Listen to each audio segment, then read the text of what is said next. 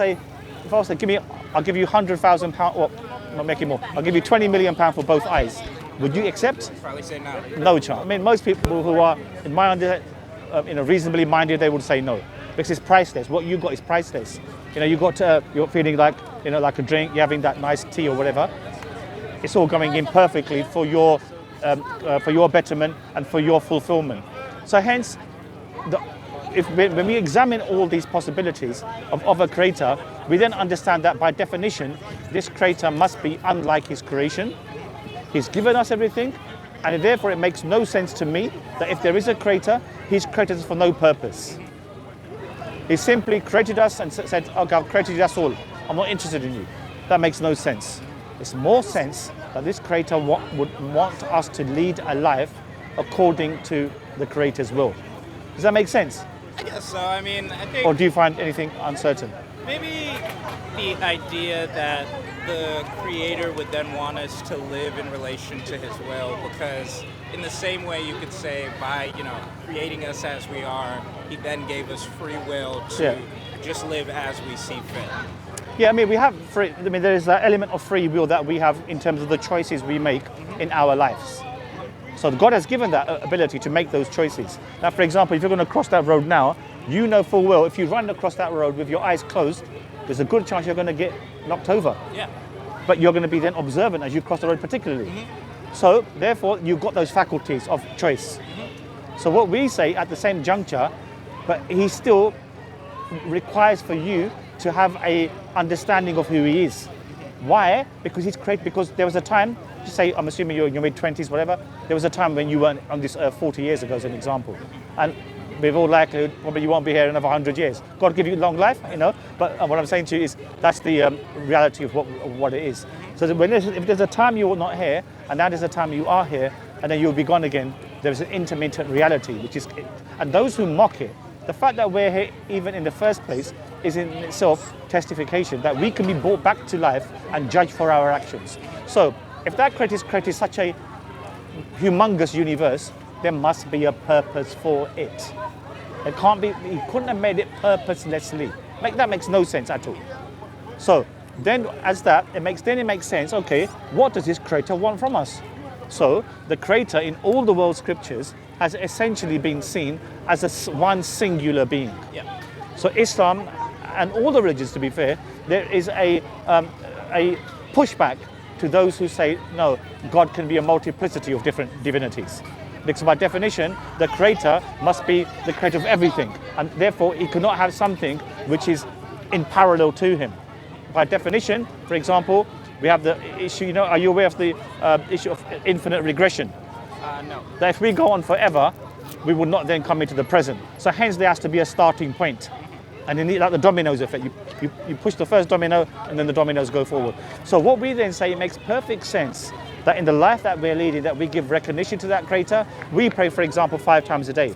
Give a time out, and then we're doing these types of calling people to God. We fast in Ramadan. These are all instructions as pertained to by God. And we must follow these instructions for our own betterment. What do you think? I mean, it's fair. I feel like I want to read about it to maybe get my own opinion, because I don't know. I guess it's a tough concept to swallow, in that idea that if God is to exist, he's so all-encompassing that he can even be understood, because of the greatness in which that he exists, right? Because much like the concept of death, the concept of God, which would be the concept of life, I feel like is unknowable in its fullest sense. In its full sense, I agree. However, in the intermediate stage, we can consider that we're on this earth. Why am I existing for? What's my purpose? And therefore, it becomes understandable. Therefore, there must be something beyond the universe which is created. That would be the first starting point. Something who created the universe, by definition, must be unlike the universe. And therefore, by definition, it can't go on forever. If it goes on forever, infinite regression, number one, you cannot traverse infinity. And secondly, where does the starting point go? If it goes on forever, we will not come into the present. Yeah. Understood? Yeah, I think so. Yeah.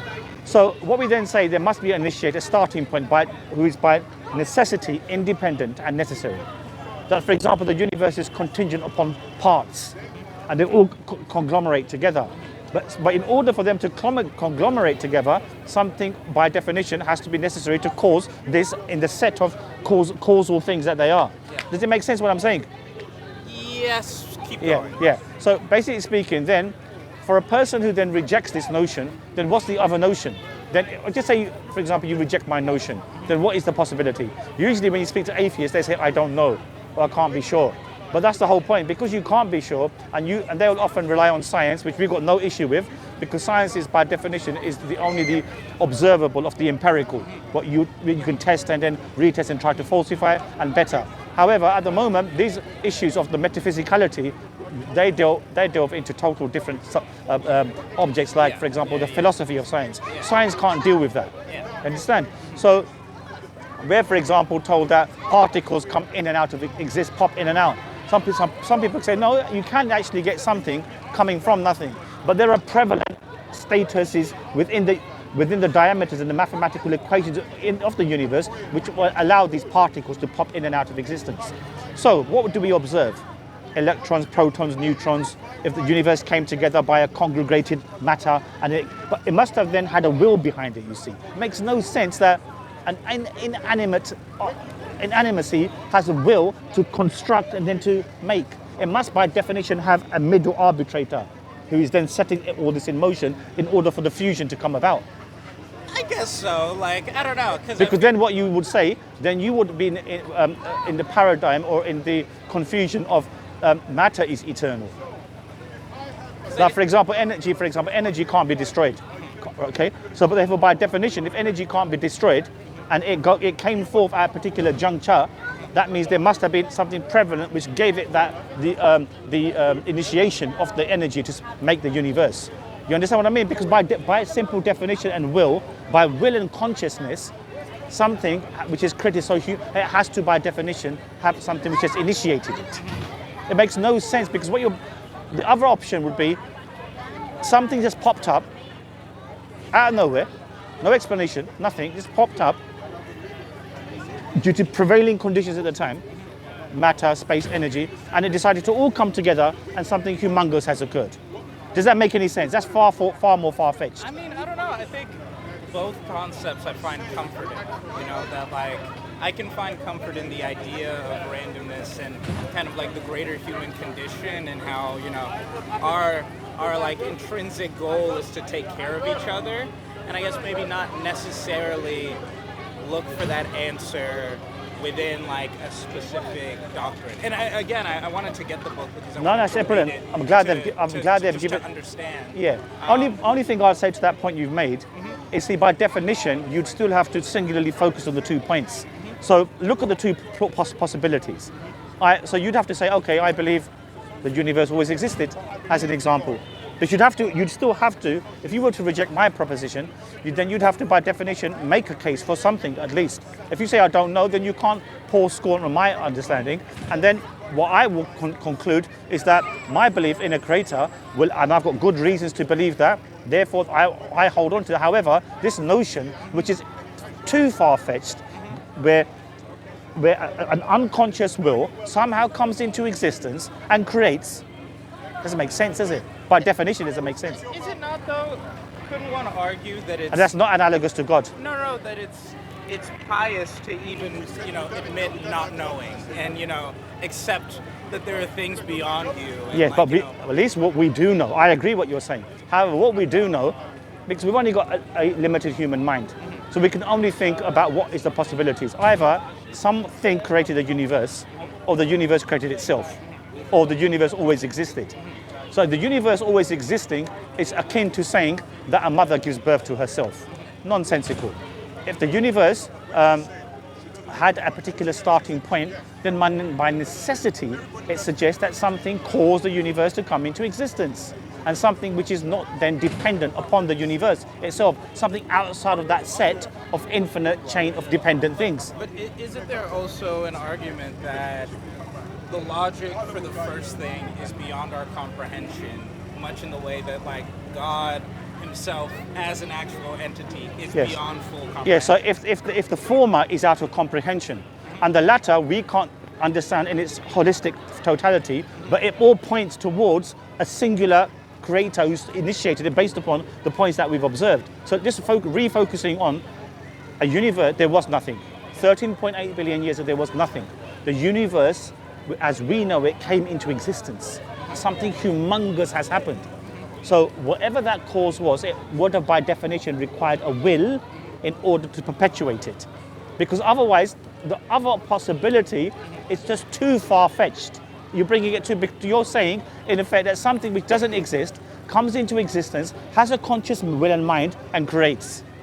Yeah, I mean, like, I don't know, I see what I mean? Even in my agnosticness, I have a reverence for any kind of a creator that perhaps the way that in which the universe was like, you know, made that is just something, not something that I can fully know. Yeah, no. You know? Yes, we're limited. I agree with you. I'm not disputing. But however, I'm looking at the possibilities you see. So the possibility that a universe, for example, always existed is definitionally that won't make any sense. You can throw too many rocks at it. For example, but hasn't God always existed? Yes, but the thing is, God, it then necessitates a conscious will. Because then if you go on forever, look, if you go on for an infinite chain of events to go in, then we would never be in the present. Just get your head around that. If we go on forever and ever and ever, then there's no starting point, and by definition, we would not then be coming. We would not be in the present then. Why? Because of the fact that infinity or infinite regression, it cannot be traversed. You understand? It cannot be traversed. So because you can't, for example, add 1 into infinity. Yeah. You can add it conceptually, but you can't add it in the real world. So hence, something by definition has to be beyond the normality of these set of contingent things, and therefore it has to be a starter, an originator. But if you can add it in concept, isn't it as valid as the fact that you can't do it in reality? Again, given that like the material world we know is kind of like limited to science, which can fail us at any given moment. Even the idea of like 13 billion years ago is an estimation. We could easily find out it's 15, whatever. Yeah. And much like in the same way that listen as we may, you know, to our God or a God, we're likely to get it wrong, you know, in some way. Because just, you know, we're not likely, but there's just a chance, you know, that even with the best will, you can still like not quite have like the vision clear. Yeah. You know, I don't know. Yeah, no. I'm going to take your points, but like I said, I mean, I don't want to keep on repeating the same thing again. Yeah. That's fine. It's not a problem at all. I mean, what you can perhaps do, go investigate these things further. Yeah. I mean, I'm a good proponent of the contingency argument in terms of evidence of an existence of the creator, because we've got to think sometimes beyond our norms. For example, if I'm a religious person and I'm just basing it singularly on a bias towards my religion, then I'm not critically thinking. So, for example, contingency, that's very strong in my particular view. So because then I would think, okay, if that wouldn't be the case, what's the other possibility? And the other possibilities, as I said, are too far-fetched. A universe which created itself, like a mother giving birth to herself. It's not analogous. Did the universe always exist? No, because now what we established is that the universe came into existence. This understanding in the West, like 200 years ago, that the universe eternally existed, well, that was just pushed aside by the red heat shift telescope. The findings of Edwin Hubble in 1929. So it showed that the red shift heat is expanding forth and is coming from a singular point. So we also know one day energy will, in the terms of it will cease and the universe will relapse and finish. So what we're basically saying, this is a time of reflection, so that by necessity, if the universe finishes, there would have been a starting point to it, which then necessitates that the energy expanding forth then will come to an end. So these are some of the points that we need to reflect upon. We're only on this earth for a limited period of time, and then we're going to be returned to a creator who will judge us. And that is not fairy stories. It makes sense because, and again, for me, if I did ever doubt, I'd think, look, why am I here in the first place? I'm here by sheer miracle. It's not just my existence is conducive to the material around me, but also the material is conducive to my existence. People don't really reflect upon that. It's working both ways, you see. Yeah. So maybe some people can argue, okay, now we've all materialize in the sense that we've become adapted to our climate, but the climate is also adapting to us, you see, or the conditions are also adapting to us. So if it's working two ways, that's very powerful. So hence, what we ask people to reflect upon, life is temporary, we've got to give credence to the Creator. We define a Creator's will as the way in which we live our lives, you see, dependent upon it. So God has forbidden certain things, we abstain from it, which are essentially all universal understandings as well. For example, the sanctity of marriage, in not having fornication outside of marriage. So many things that which are strictly understood within all the world structures. That is what is emphasized, that we must keep a law which is pertain to God. So what He has forbidden, we abstain from, and what He has accepted, or what He has ordained upon to us, we do. So the prayers in particular, the 5 daily prayers that we invoke, is a giving time of our day to the Creator. For example, usually we humans are understood to have 3 meals a day in order to function properly. If you miss 1 meal, you're going to feel it. If you miss 2, you're going to definitely feel it. If you miss 1, or if you just have 1, if you don't have any rather, you are certainly going to feel it. So point being is that therefore the soul, the fact that you're even here listening, is intrinsically built into you. An understanding of, why am I here? I mean, I want to know more. I'm sure you're a busy guy, got other things to do, but the fact that you're here, you want to listen, it's not eloquence on my part, far from it. Rather, it's intrinsically built into you, that we want to know. We are these inquisitive beings who require a purpose. And often people say, all right, that's within our human characteristics, but it doesn't then necessitate a divine being. But based upon the points that I've raised and the discussion that we've had, I hope you find something to reflect upon. Yeah, I mean, I'm going to read it, and yeah, I already have a copy. Did they give you everything, yeah? Yeah, I think so. Have a good have a read of this one as well, yeah? I think that's it. That's in there as well. Perfect. Nice to meet you, Noah. You're a Nice to gentleman. meet you. Take care of yourself. Have a good day. Thank you, brother.